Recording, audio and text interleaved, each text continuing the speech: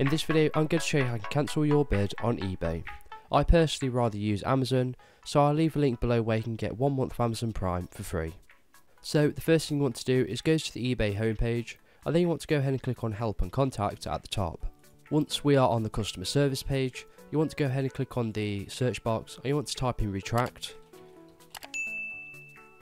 And when you type in retract, a couple of your bids may pop up like this, but if they don't, you want to go ahead and click on retract a bid. Once we are on the retract a bid page, you want to scroll down and you want to go ahead and click on the bids that you want to retract. And then you want to go ahead and click on continue. Now bear in mind that you can only cancel a bid if it's before the 12 hours of it expiring. So if the bid has less than 12 hours before it expires, you won't be able to cancel it.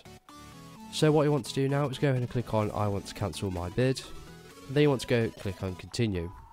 Once here, you can only click on one of these 3 boxes to cancel your bid. So what we're going to do is go ahead and click on I entered the wrong amount. Then you want to go ahead and click on continue. Now it's going to give you a summary of what's going on here. So once you're happy to retract your bid, all you want to do is go ahead and click on retract bid.